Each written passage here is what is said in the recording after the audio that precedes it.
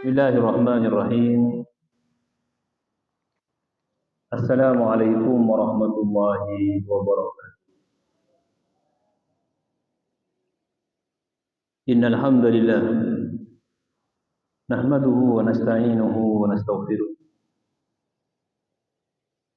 Na'udzu billahi min shururi anfusina wa min sayyiati a'malina. Man yahdihillahu fala mudilla lahu wa man yudlil fala hadiya lahu. Asyhadu an la ilaha illallah wahdahu la syarika lahu. Asyhadu anna Muhammadan abduhu wa rasuluh. Allahumma salli wa sallim alaihi wa ala alihi wa sahbihi. Man da'a bi da'watihi wa man sara ala nahjihi. Wa ila ta'allum wa ta'lim wa tadhakkur wa tadhkir wa naf'a wal intifa' wal ifada wal istifada wal hatta ala tamassuk bi kitabillah wa sunnati rasulih wad du'a ila al huda wal dalalah al khair ibtigha'a wajhillah wa mardatihi wa qurbihi wa thawabihi subhanahu wa ta'ala. Amma ba'du. Jamaah salat subuh Masjid Baitus Salam yang dirahmati Allah, alhamdulillah wa syukrillah. Pagi hari ini kita mendapatkan nikmat dari Allah. Nikmat kehidupan, nikmat mengawali hari dengan ibadah. Alhamdulillah wa syukrillah. Kita bisa melanjutkan kajian kita, pembacaan kitab Riyadhus Shalihin, yang mana kita sampai di babul muraqabah. Dua hadis terakhir dari babul muraqabah. Bismillahirrahmanirrahim. Qala al-musannifu rahimahullahu ta'ala wa nafa'ana bihi wa bi'ulumihi fid dharain amin ila an qala as-saminu. Ini adalah hadis yang ke-8 dari kitab Riyadhus Shalihin di dalam babul muraqabah. An Abi Hurairah radhiyallahu anhu. Hadis ini diriwayatkan oleh Abu Hurairah radhiyallahu anhu. Qala, ia berkata, qala Rasulullah sallallahu alaihi wasallam, Rasulullah sallallahu alaihi wasallam bersabda, min husni islamil mar'i tarkuhu ma la ya'nihi. Kita sering mendengar hadis ini dibaca, disampaikan. Min husni islamil mar'i, dari kebaikan Islam seseorang, tarkuhu ma la ya'nihi, meninggalkan apa yang tidak berguna, apa yang sia-sia, tidak bermanfaat. Husnul Islam dalam hadis ini adalah kamaluhu, kesempurnaan Islam. Ala ya'nihi, sesuatu yang tidak bermanfaat, tidak berguna dalam hadis ini, ay ma la yuriduhu wa la yahtaju ilaihi wa la darurata ilaihi fihi. Jadi sesuatu yang tidak ada kaitannya dengan dirinya, tidak dibutuhkan olehnya, dan dia tidak membutuhkannya. Hal yang sia-sia ditinggalkan, itulah tanda dari kesempurnaan Islam seseorang.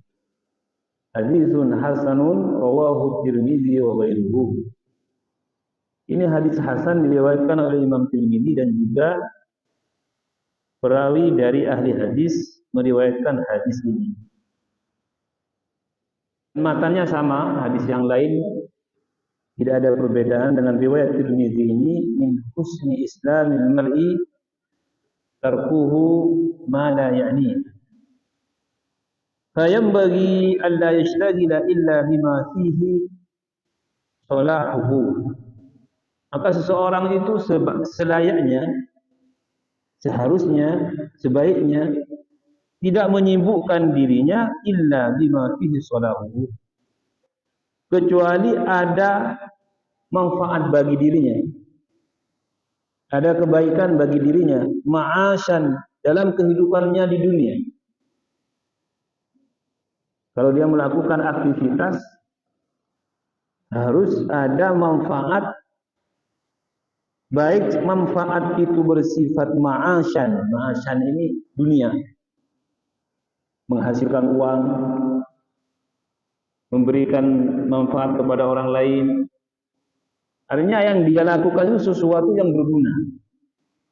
Wa ma'adan, atau walaupun tidak menghasilkan secara duniawi, tapi menghasilkan secara ukhrawi. Ma'ad itu yaumul ma'ad, itu artinya akhirat, tempat kembali kita. Ma'ad itu artinya tempat kembali kita, yaitu akhirat. Artinya kita semakin usia kita bertambah, semakin kita dewasa dan sudah sempurna menjalani kehidupan ini, kita harus banyak mengevaluasi diri.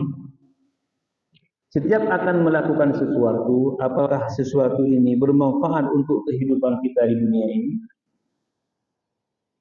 atau bermanfaat untuk kehidupan kita di akhirat. Sesuatu yang tidak berkaitan dengan manfaat duniawi ataupun manfaat ukhrawi, maka sebaiknya jangan dilakukan. Semakin orang mampu menghindarkan diri dari perkara yang sia-sia, tidak ada guna, maka semakin baik keislaman.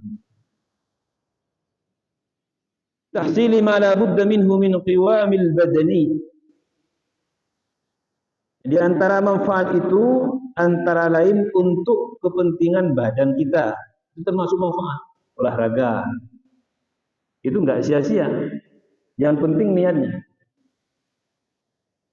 Pagi kita mau olahraga pakai sepeda. Untuk apa? Min qiwamil badan ini bagian dari untuk menjaga kebugaran badan. Itu juga termasuk manfaat. Wa baqa'in naw'il insani, dan juga hal-hal yang sifatnya bisa menyebabkan keberadaan kehidupan manusia ini, berhubungan antara satu dengan yang lain, silaturahim, itu juga manfaat. Tsumma bisa'i fil kamalatil ilmiyah, kemudian juga mengisi waktu-waktunya dengan hal-hal yang sifatnya menambah wawasan keilmuan. Fadail al-aliyah, mengisi waktunya dengan ibadah untuk meningkatkan derajatnya. Allati hiya wasilatun linailis sa'adatil abadiyah, semua itu sebagai sarana kita mencapai kebahagiaan yang abadi. Jadi syariat ini tujuan utamanya adalah kebahagiaan seseorang di dunia dan juga kebahagiaan di akhirat. Tidak hanya akhirat saja. Wal fawzu bin ni'amis sarmadiyah. Nah, ini makna dari hadis min husni islamil mar'i tarkuhu ma la ya'ni. Kalau kita mau tidur itu biasa muhasabah. Kalau kita mau tidur, ambil wudu, muhasabah dulu. Kira-kira sehari dari pagi, apa saja kebaikan saya? Dari pagi hingga sekarang ini, apa saja hal-hal yang sia-sia? Kalau tidur apakah sia-sia? Dilihat dulu. Kalau tidurnya itu untuk kebugaran badannya, itu bukan sia-sia. Kalau tidurnya disebabkan karena malas saja, itu sia-sia. Hanya Nabi SAW memberikan beberapa aktivitas walaupun terlihat sia-sia, bukan sia-sia. Salah satunya adalah ketika seorang suami bergurau dengan istrinya, Jadi ketika suami bergurau untuk mempererat hubungan dengan istrinya, itu bukan sia-sia. Oh, waktu misalnya kita habis isya makan malam dengan istri kita, anak-anak kita, ini kan terkesan membuang-buang waktu ya. Kadang-kadang setengah jam, 1 jam, enggak. Ini Nabi SAW dalam rangka untuk keharmonisan rumah tangga, hal-hal seperti ini harus dilakukan. Jangan kaku. Ke pasangan kita, ke anak-anak kita, jangan kaku. Dan itu tidak termasuk dari hal-hal yang sia-sia. Kemudian yang juga tidak termasuk hal-hal yang sia-sia, walaupun terkesan basa-basi, adalah menerima tamu. Kalau kita orang sibuk, waktu 1 menit, 2 menit itu berharga. Kadang-kadang kita itu terganggu dengan tamu, kadang merasa terganggu. Harusnya saya menyelesaikan tugas. Harusnya hari ini saya sudah murojaah menyelesaikan murojaah. Ada tamu. Nabi mengatakan menerima tamu, berbicara dengan tamu itu bukan bagian dari perkara yang sia-sia. Jangan cepat-cepat ada tamu yang cepat-cepat sudah 1/2 jam kok nggak pulang-pulang. Nah, tinggalkan saja enggak. Kecuali memang melebihi batasnya. Tamunya ini mengalor ngidul, ngomongnya enggak jelas. Nah, ini juga udah kita membatasi. Tapi kalau tamu sekedar untuk menyampaikan apa yang dia ingin sampaikan, maka kita harus menerimanya dengan lapang dada. Dan itu bukan sia-sia. Artinya waktu kita dengan tamu ini bukan waktu yang hilang.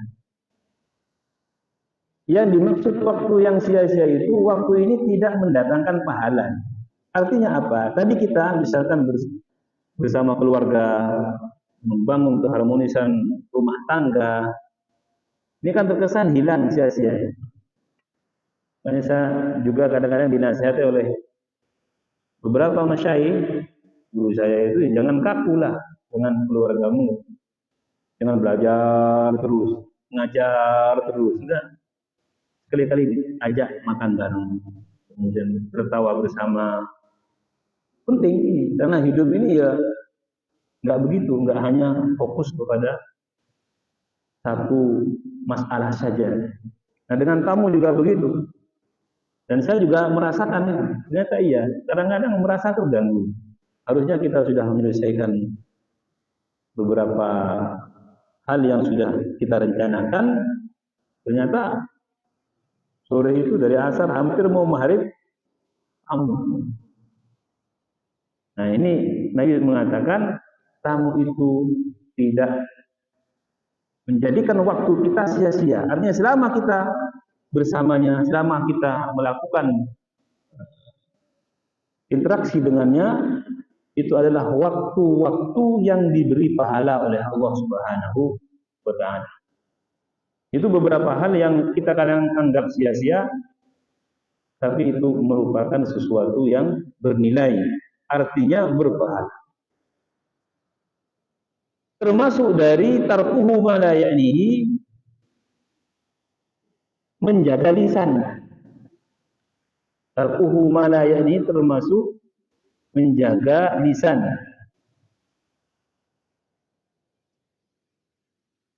Di antara hal yang dikatakan oleh para ulama, qala Ghazali, Al-Ghazali berkata, haddu ma la ya'nika fil kalam. Batasan perkataan yang tidak berguna bagimu dalam perkataan.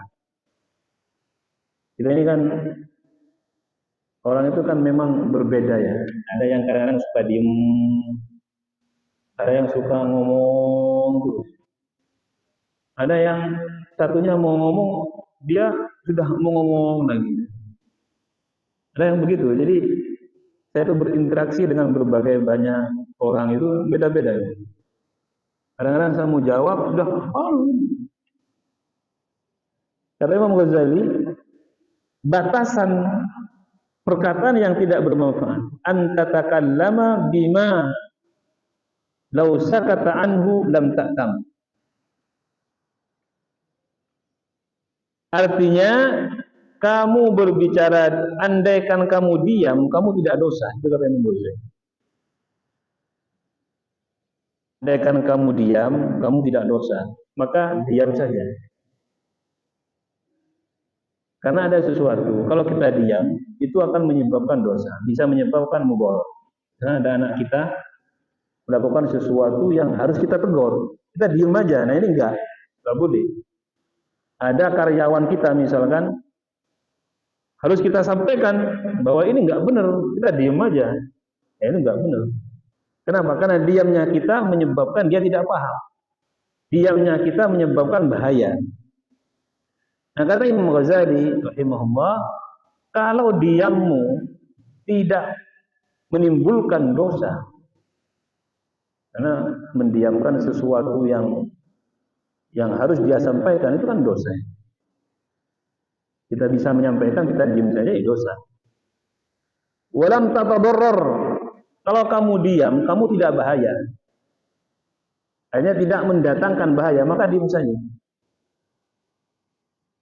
Alan wala ma'alan, baik itu bersifat hari itu atau saat itu ataupun yang akan datang. Sesuatu, andaikan kita diam, itu enggak akan mendatangkan bahaya. Baik bahaya saat ini ataupun yang akan datang, maka diam saja. Enggak perlu kita sampaikan.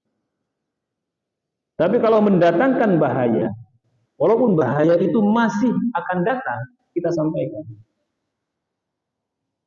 Kalau Anda melakukan ini, akan terjadi begini. Ini kita sampaikan, jangan diam. Karena diamnya kita itu bisa menyebabkan dosa karena tidak bisa menyelamatkan orang lain. Kalau Anda berangkat, maka akan terjadi begini. Saya paham. Maka sebaiknya jangan berangkat. Kita sampaikan itu. Jangan diam saja. Enggak apa-apalah, nanti berangkat paling-paling enggak balik lagi. Berarti kita ketika itu diamnya kita tidak memberitahu itu dosa. Qala fa in syaghalta bima la ya'nika fa innaka mudayyi'un zamanaka wa muhasabun ala amali lisan. Kalau kamu menyibukkan dirimu dengan sesuatu yang tidak bermanfaat, tidak berguna, maka pada hakikatnya sesungguhnya dirimu menghilangkan waktumu. Waktu kita itu hilang percuma. Wa muhasabun ala amali lisanika, di samping waktu kita hilang, kita juga akan dimintai pertanggungjawaban dengan amalan kita yang tidak berguna. Dengan lisan kita yang mengucapkan sesuatu yang tidak berguna. Tadi memang sulit lisan, paling sulit dari anggota tubuh ini untuk istiqomah adalah lisan. Itu paling sulit. Saya membaca beberapa referensi dari ulama-ulama yang mencoba menjaga dirinya dari afatul lisan, bencana lisan, itu paling sulit dari semua bencana. Ada mata, ada bencana mata, ada kuping, ada tangan, ada kaki, ada kemaluan. Nah, yang paling sulit menjaga dari semuanya itu lisan. Nah, caranya gampang sebenarnya. Kalau kita mau membasahi bibir kita, mengisi hati kita dengan zikrullah, maka insya Allah lisan kita akan terjaga. Sebenarnya lisan berbicara itu hanya tasawur. Tasawur itu gambaran dari hati kita. Innal kalama la fil fuadi wa innama ju'idal lisanu. Artinya sesungguhnya perkataan itu munculnya dari hati. Orang berkata kan dari hatinya. Nah, kalau hatinya penuh dengan zikrullah, maka biasanya lisannya juga tidak mengatakan kecuali itu. Ini yang harus kita perhatikan. Tastabdil ladzi huwa adna bil ladzi huwa khair. Law saraftahu fi dzikri. Kenapa?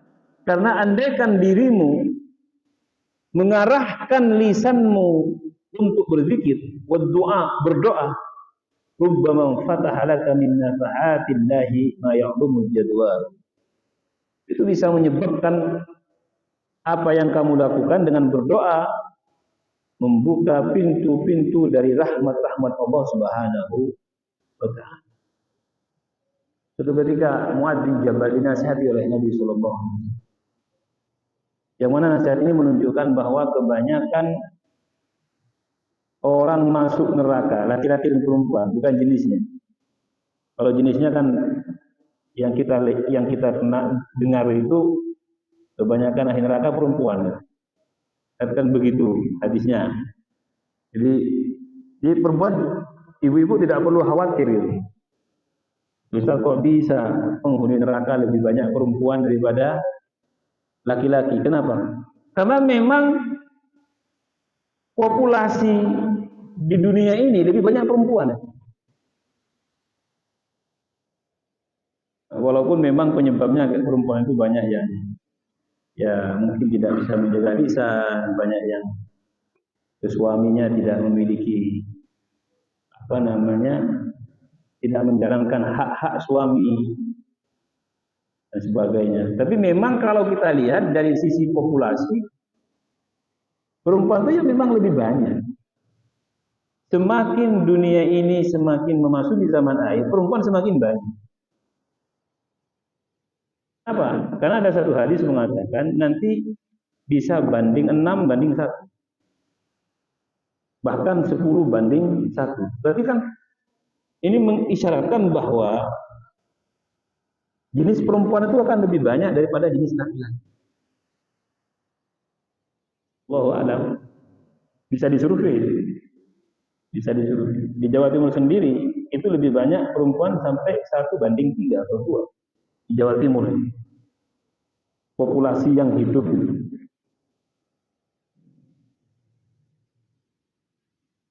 Nah, tapi kebanyakan laki-laki dan perempuan itu masuk nerakanya disebabkan oleh lisannya. Hal yukabbun nasu ala nuhurihim. Nabi mengatakan, apa kamu tidak tahu bahwa manusia itu dilemparkan ke dalam neraka illa khasaidu alsinatihim, kecuali disebabkan oleh hasil perkataan. Kata Nabi begitu kepada Muhammad. Makanya Nabi kalau melihat hujan itu rahmatnya. Dalam satu riwayat Nabi mengatakan kadang sedih melihat hujan itu sedih. Kenapa? Karena beliau menggambarkan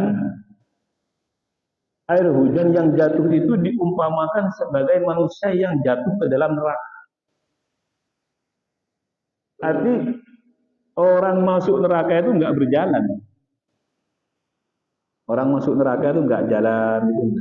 Yukabbu itu dijungkilkan, dilemparkan. Nauzubillah, mudah-mudahan Allah menyelamatkan. Nah, ini disebabkan lisan. Nah, caranya diem nggak bisa. Orang tuh nggak bisa diem. Caranya isilah hati dengan zikrullah dan perbanyak dengan zikir. Jangan satu zikir saja. Zikir itu apakah harus dengan lisan? Tidak. Dengan diem saja zikir. Sekarang kita duduk di sini zikir. Jumatan ada khatib, kita duduk saja itu zikir. Masuk dalam majlis zikir. Kalau kita tidak bisa berzikir dengan lisan, tidak bisa berzikir dengan anggota tubuh kita, maka biasakan berada di tempat zikir. Ya, kayak kita sekarang tempat zikir. Saling mengingatkan, saling memberi nasihat, membaca kitab yang disusun oleh ulama untuk wawasan kita. Minimal dari subuh sampai nanti selesai kita selamatlah. Kita selamat.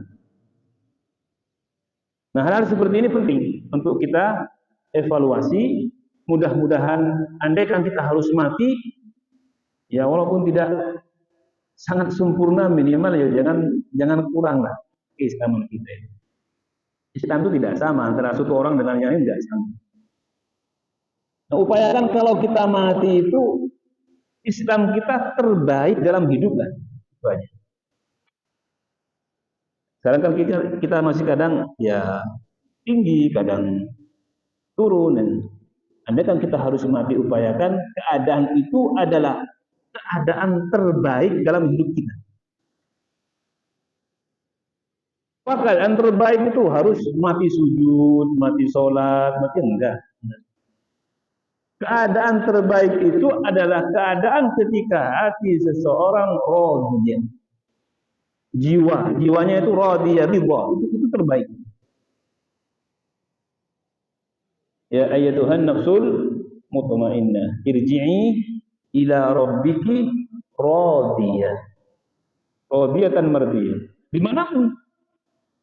Mau mati di rumah sakit, mau mati di rumah, mau mati di masjid, lihat hatinya radiyah apa tidak. Apakah mati di masjid itu mesti selamat? Ya belum tentu. Kalau mati di masjid mencuri, bukan selamat itu. Ada orang digebuki di masjid karena curi itu tempat kotak amal itu. Matinya di masjid, ya di masjid tapi keadaannya. Nah, dimanapun kita mati, upayakan hati kita itu radiyah. Radiyah itu ridho. Hati yang ridho itu dimiliki oleh jiwa mutmainnah. Hati yang ridho dimiliki oleh jiwa yang tenang. Jiwa yang tenang itu adalah jiwa yang ridho kepada Tuhannya sebagai Tuhan, Muhammad sebagai utusan, dan Islam sebagai agama. Ini berkaitan satu dengan yang lain. Makanya Nabi mengatakan, "Dzaqqa amal iman." Akan merasakan nikmatnya iman, man radiya billahi rabba wa bil islami dina wa bi Muhammadin nabiyya. Tiga ini. Artinya kalau kita benar-benar mampu memahami tiga hal ini, ridha Allah sebagai Tuhan, Muhammad sebagai utusan, Islam sebagai agama, tidak ragu walaupun sedikit dalam diri kita, tidak ada keraguan sedikit pun, pasti orang ini akan memiliki jiwa yang tenang. Pasti. Nah, jiwa inilah kemudian ketika bertemu dengan Allah, mardiyah, diridhoi oleh Allah Subhanahu wa taala. Disambut oleh malaikat, masuklah ke dalam golongan orang-orang yang tenang. Ini yang kita harapkan. Ini dimasukkan dalam babul muraqabah. Muraqabah itu menjaga diri. Muraqabah itu merasa bahwa kita diawasi oleh Allah. Kenapa kok hadis ini dimasukkan dalam bab ini? Supaya kita paham, bisa menjaga diri, bahwa Allah itu maha tahu. Apa yang kita lakukan maha tahu. Tidak ada satupun, tidak ada perkara yang samar dari Allah Subhanahu wa taala. Sehingga dengan demikian kita bisa meyakini tentang keberadaan Allah Subhanahu wa taala. At-tasi'u, hadis yang ke-9, an Umar radhiyallahu anhu, diriwayatkan dari Umar radhiyallahu anhu anin Nabi sallallahu alaihi wasallam, diriwayatkan dari Nabi sallallahu alaihi wasallam, qala beliau bersabda. Ini hadis terakhir dalam babul muraqabah. La yus'alur rajulu,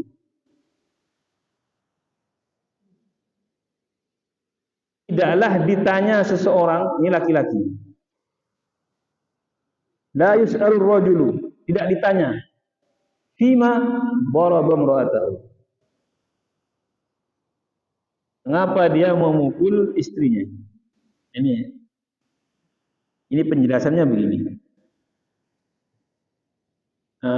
Kan hadisnya jelas ya. La yus'alur rajulu fima daraba imra'atahu. Jangan ditanya seseorang itu kenapa dia memukul istrinya. Jangan ditanya. Rawahu Abu Daud wa ghairuh. Hadis ini diriwayatkan oleh Abu Daud dan yang lain. Makna dari hadis ini adalah kenapa ada larangan seseorang itu tidak bertanya kenapa seseorang memukul istrinya. Tapi ini bukan hakimnya. Bukan hakim ini. Ini hadisnya sahih. Lihtimali ay yakuna sababu mimma yustahya min dzikrihi. Ini intinya kita itu menjaga personalia dari seseorang. Ini kan urusan pribadi. Artinya kita kalau bertanya itu termasuk yang tidak ada gunanya, nggak ada kaitannya dengan kita. Artinya begini, kenapa Anda kok melakukan hal-hal yang sia-sia bertanya urusan pribadi orang? Seakan-akan begitu. Lihtimal ayyakuna sebab, karena kemungkinan penyebabnya mimma ustahya min dzikrihi, disebabkan dari hal-hal yang membuat malu apabila dia menyebut malu. Istahya itu malu. Nah, kalau kita bertanya, berarti kita melakukan sesuatu yang sia-sia. Artinya bukan urusan kita. Makanya kalau kita melihat misalkan pertengkaran tetangga kita, suami istri, itu tidak perlu keluar. Tidak perlu datang kecuali membahayakan. Kalau sampai dikejar mau dipukul apa, nah kita mungkin enggak. Jadi kalau hanya omongan, tutup aja pintu. Ada apa di samping? Artinya apa yang kita dengar itu jangan kemudian kita bereaksi sehingga reaksi kita itu termasuk hal yang sia-sia. Dan dilarang oleh agama ini. Bal yatruku dzalika ilaihi. Akan tapi orang yang melihat fenomena ini, dia akan kembalikan kepada suami itu. Wa ila muraqabatihi li maulahu illa in ihtajal amru ila jaryanil ahkam. Nah, kecuali memang perkara itu berkaitan dengan hukum. Ada istri dipukul sampai ini lah, enggak. Ini sudah jinayah. Jinayah itu artinya kriminal. Itu lain lagi. Enggak dikasih makan sehari 2 hari. Ini kriminal, lain lagi. Tapi kalau hanya urusan-urusan kecil yang sesekali saja kita mendengar, kita tidak perlu ikut campur keluarga orang. Warraf' ila al-hukami fatabayyana al-umur. Nah, fatabayyana al-umur. Atau perkara yang bisa menyebabkan adanya hukum berkaitan dengan kriminal.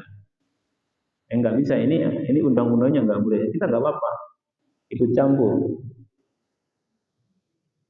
Kalau tidak ada hal-hal yang sifatnya berkaitan dengan mudarat, berkaitan dengan kriminal, hanyalah pertengkaran biasa, maka jangan kita ikut campur walaupun kita orang tua dari istri itu. Ya kecuali dipukul kayak mukul hewan itu ya jangan ngamuk lah kita. Kenapa Anda memukul anak saya? Itu kalau kita ini orang tua perempuan. Kenapa kok tidak dengan cara lain? Karena orang tua itu kan enggak akan terima bagi anak perempuan. Kalau hanya dipukul di tempat-tempat yang tidak membahayakan, seperti di tangan dengan sedikit aja, itu saya kira jangan ikut campur.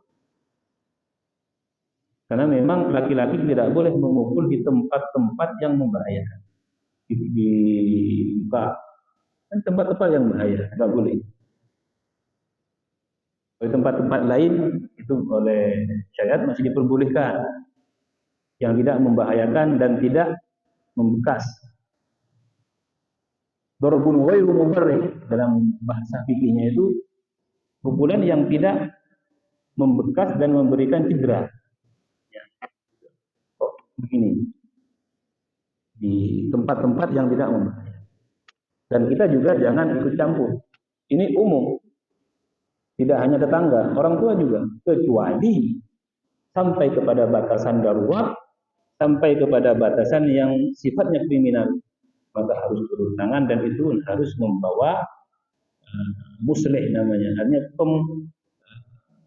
fasilitator ya untuk memperbaiki hubungan. Caranya seperti itu.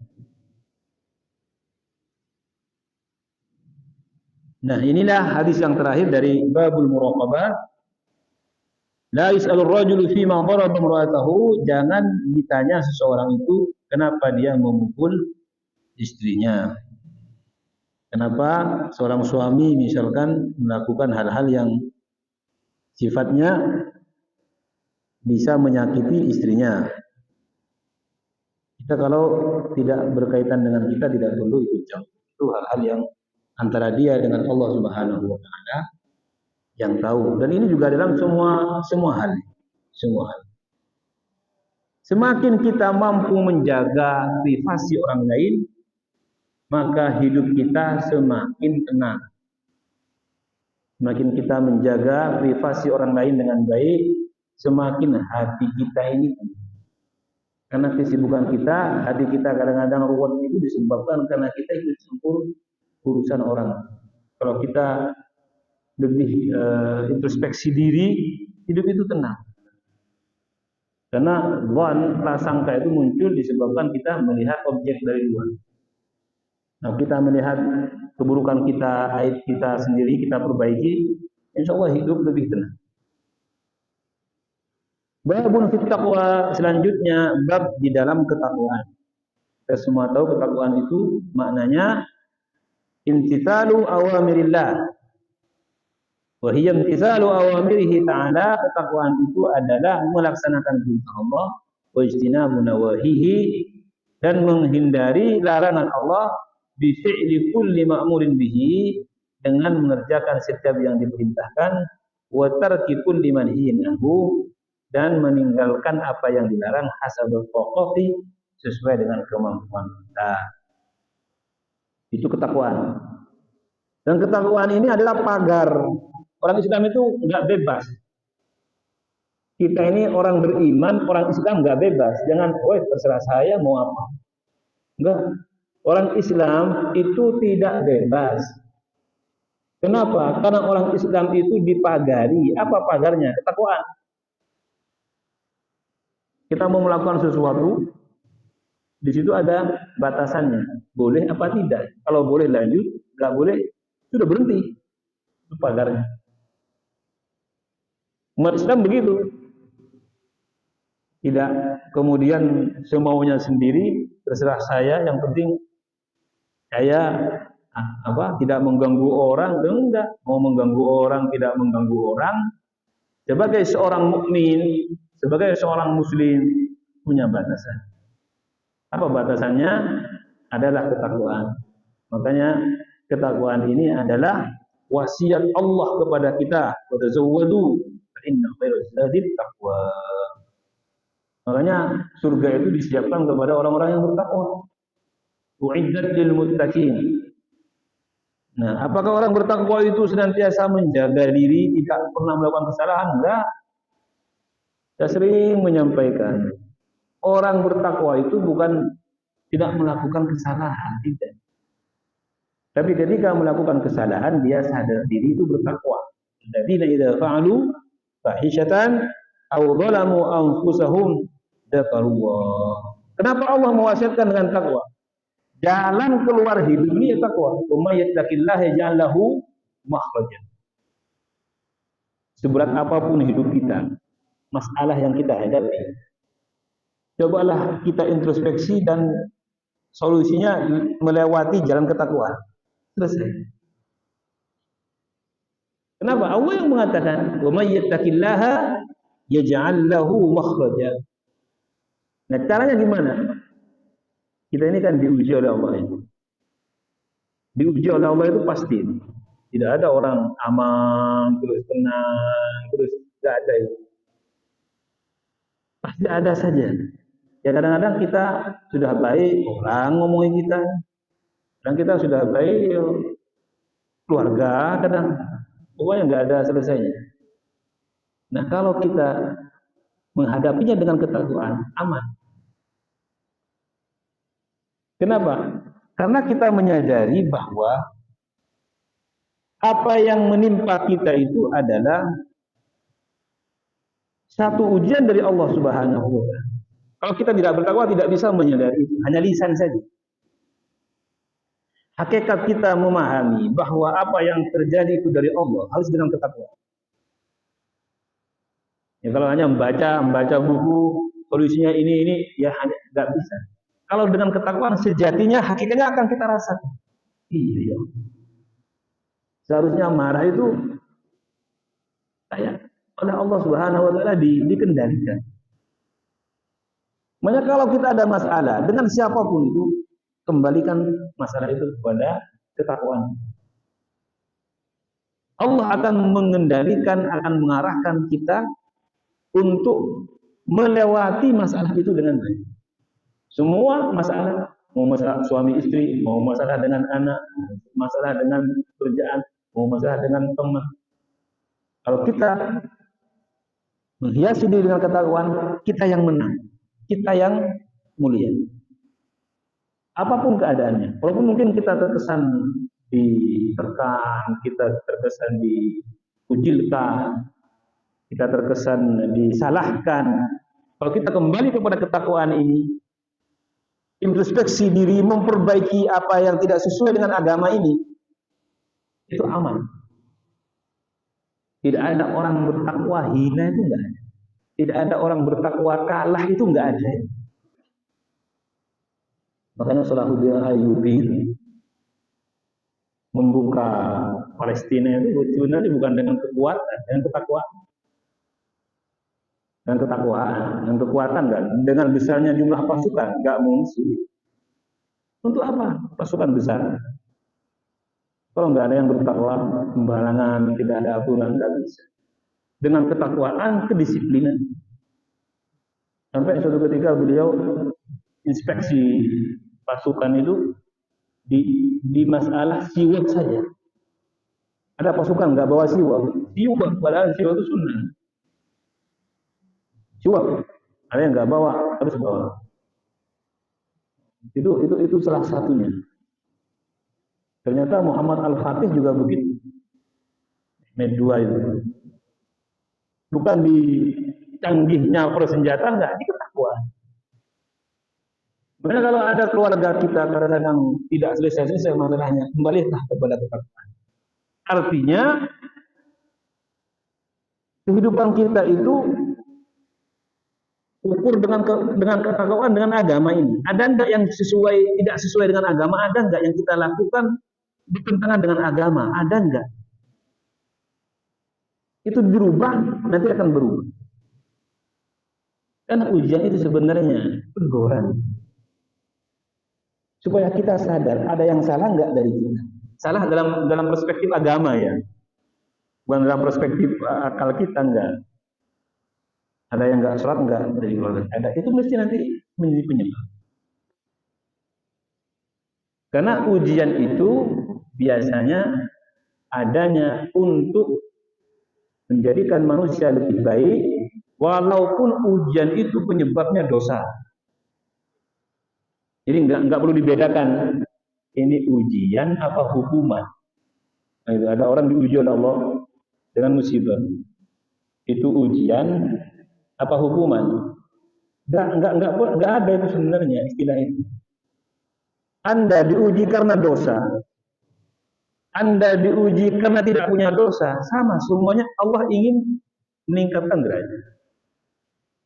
Ini kan hanya disebabkan kesalahan, mau disebabkan kesalahan, mau disebabkan dia tidak bersalah. Kalau diuji, pasti kalau sabar dapat pahala. Allah masih sayang, Mbak, artinya begitu. Contoh ada orang mengerjakan maksiat, ya tidak sholat, minum khamar, tiap hari rokok. Lalu ketika dia dibawa ke dokter, dilubangi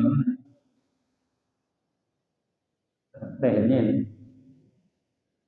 ya dilubangi. Ternyata bukan digambar itu.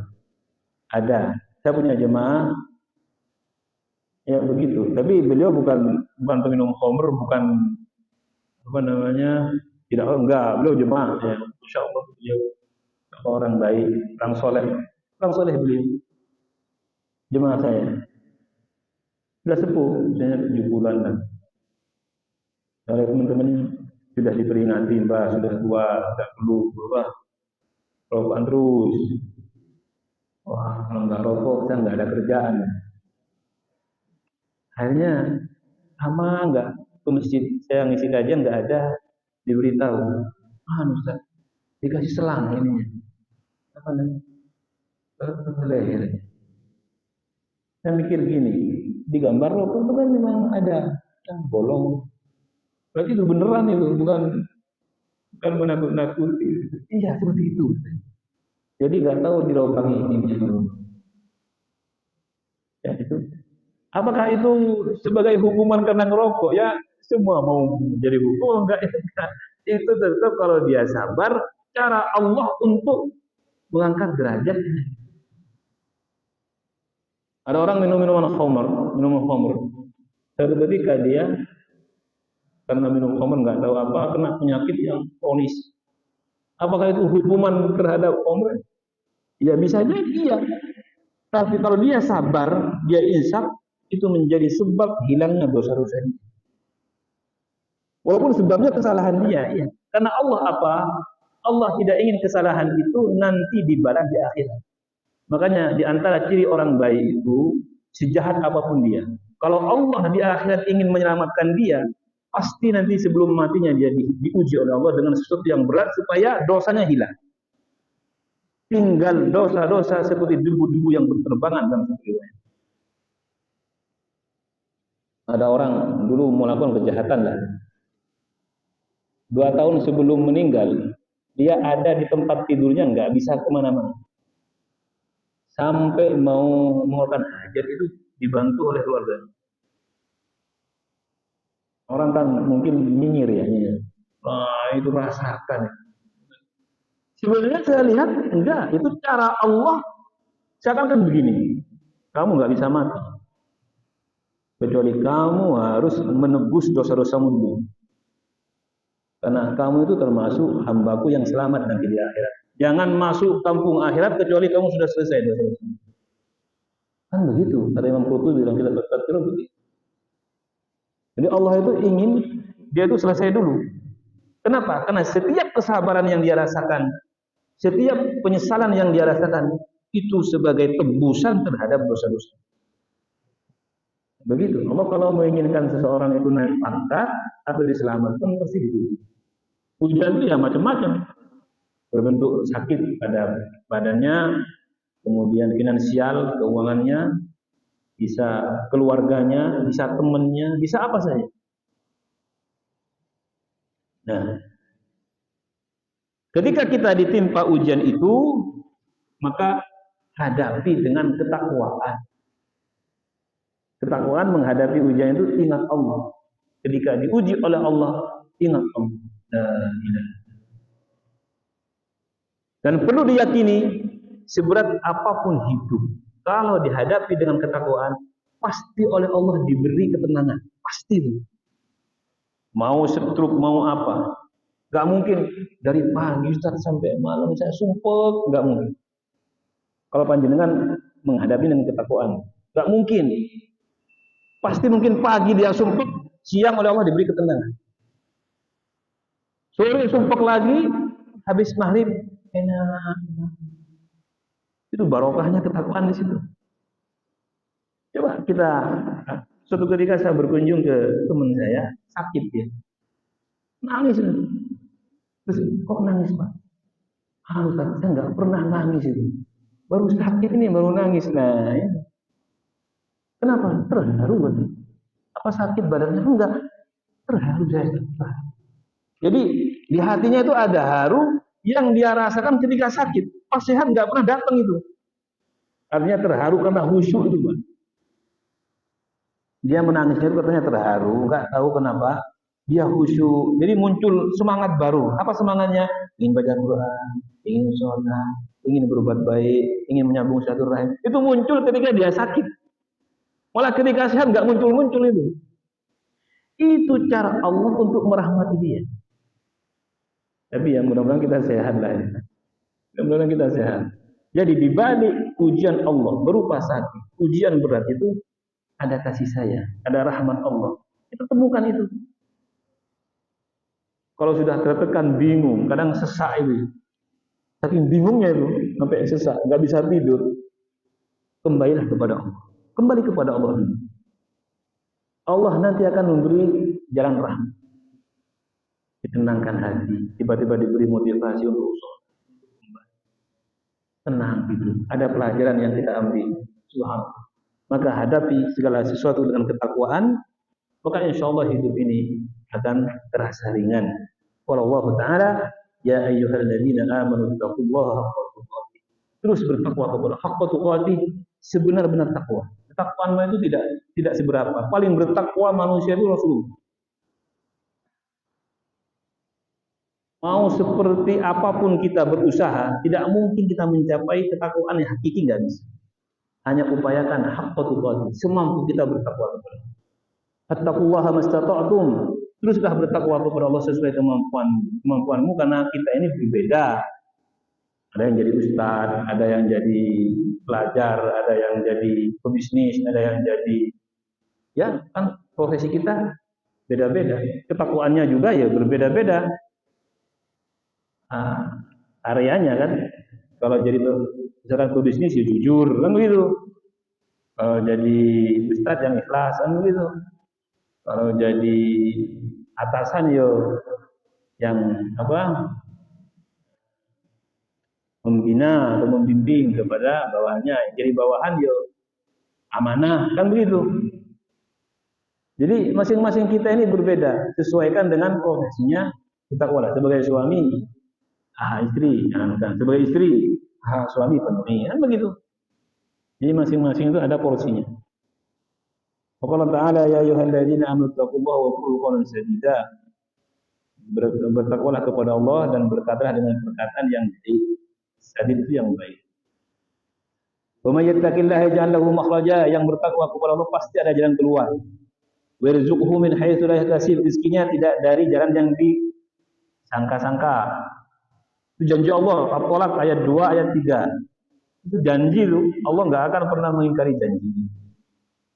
Makhraja itu jalan keluar. Pasti ada yang keluar. Tidak ada orang yang mengembalikan perkaranya kepada ketakwaan. Buntu itu enggak ada itu. Mesti ada jalan keluar. Nah, jalan keluarnya apakah sama? Enggak sama. Saya punya masalah, jalan keluarnya beda dengan masalah panjenengan. Masing-masing orang walaupun masalahnya satu, tapi jalan keluarnya berbeda. Saya di masalah misalkan pasangan saya, istri saya. Panjenengan juga masalah di istrinya. Nah, sama-sama di pasangannya, tapi solusinya berbeda. Berbeda dari Allah Subhanahu wa Ta'ala. Wa may yattaqillaha yaj'al lahu makhraja wa yarzuqhu min haitsu la yahtasib. In tattaqullaha yaj'al lakum furqana wa yukaffir ankum sayyi'atikum wa yaghfir lakum wallahu dzul fadlil. Yang bertakwa kepada Allah, Allah akan memberikan pengetahuan tentang yang baik dan yang batil. Orang yang bertakwa itu mesti tahu ini baik, ini enggak baik, mesti tahu.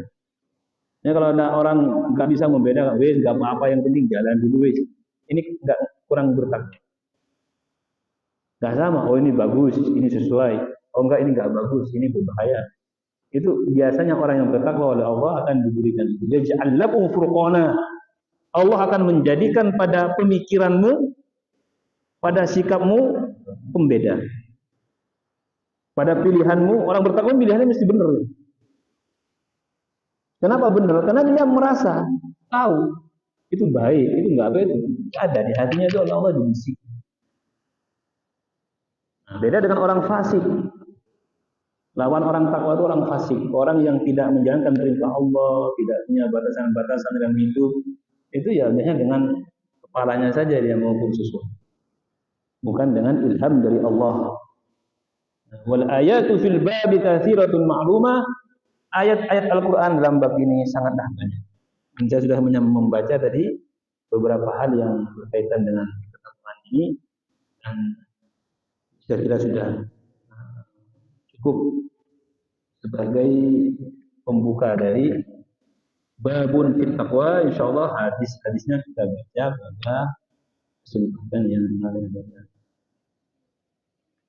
Mungkin ada yang perlu disampaikan.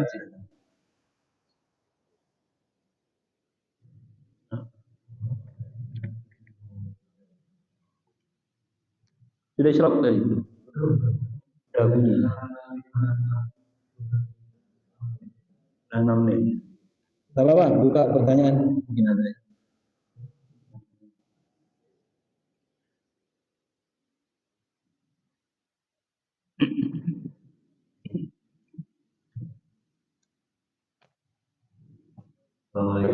Waalaikumsalam.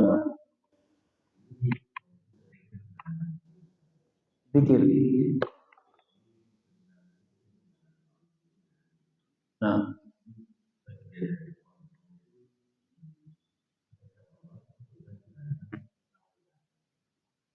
ya, yang 99.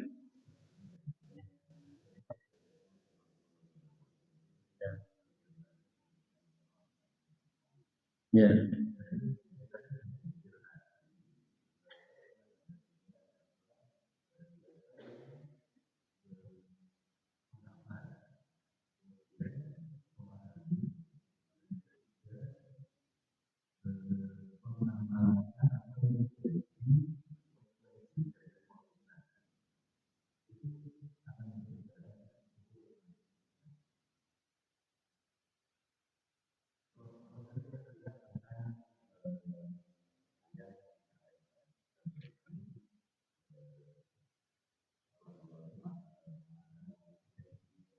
Nah, la yukhliful mi'ad kalau bahasa. Allah la yukhliful mi'ad.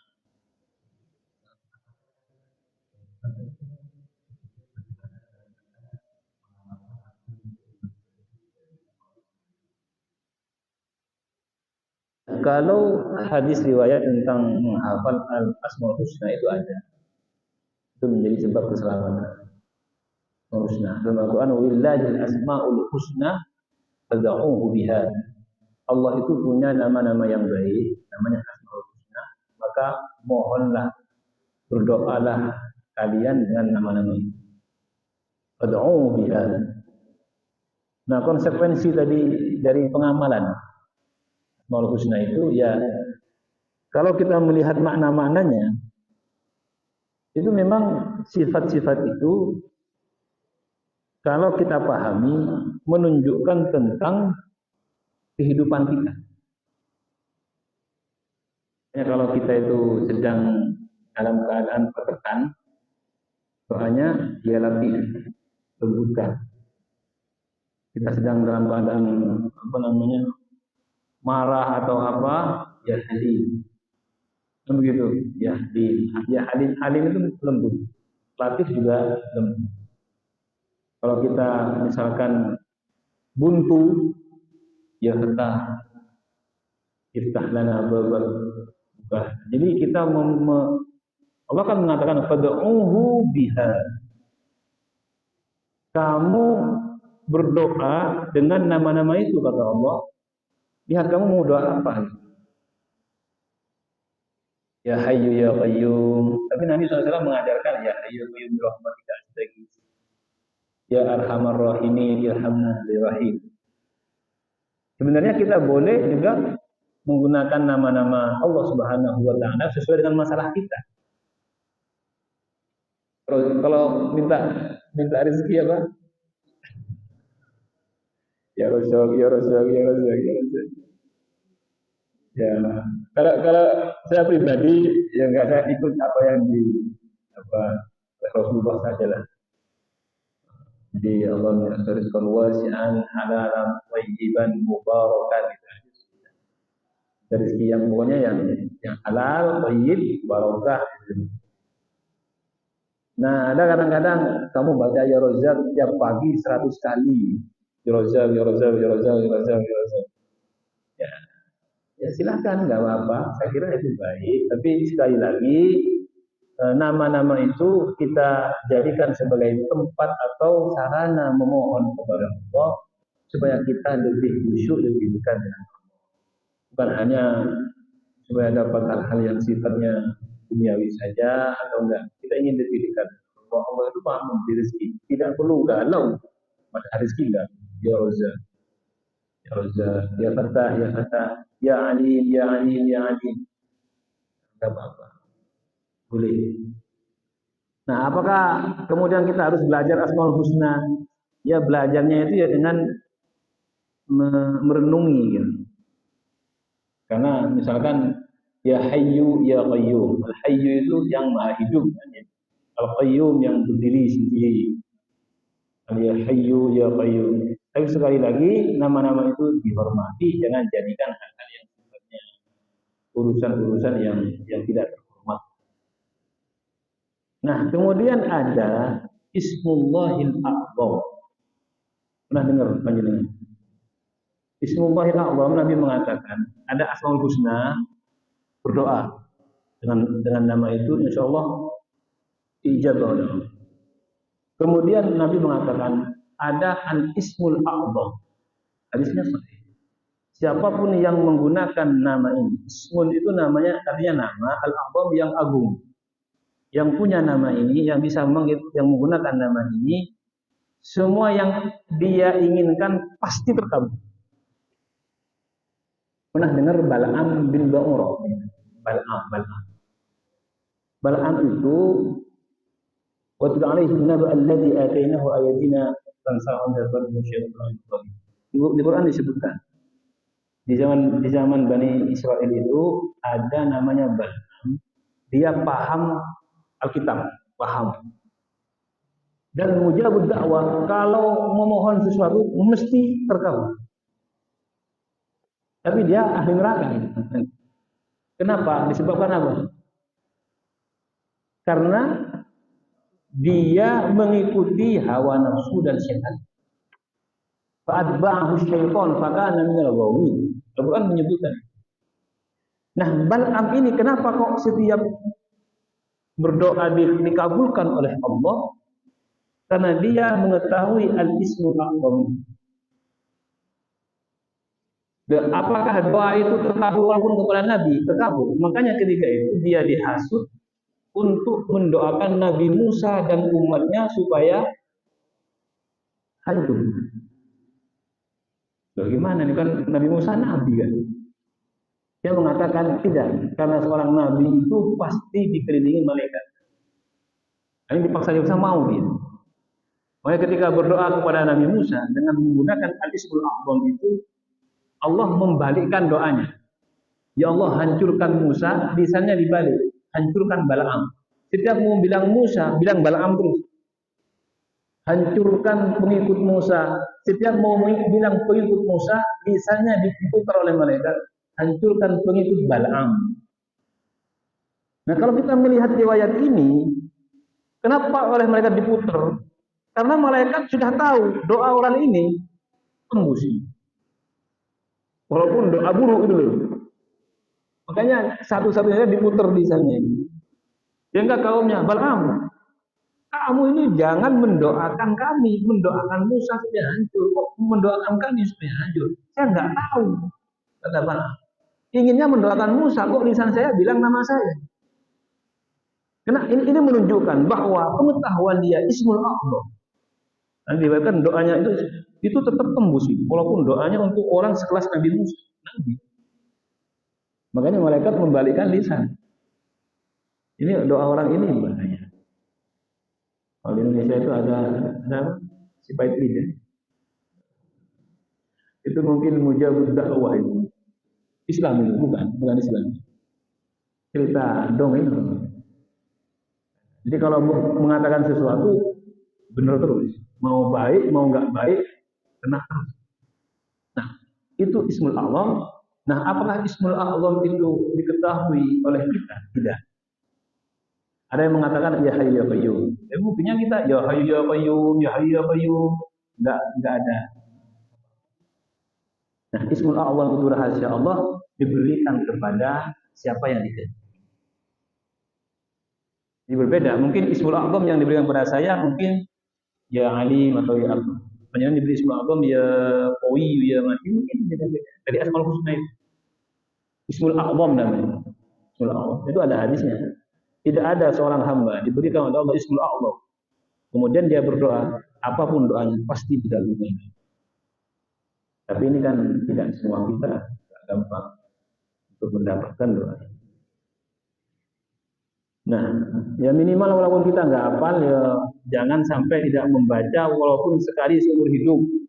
Asmaul Husna itu. Saya sendiri dulu hafal, sekarang enggak. Ada lagunya itu.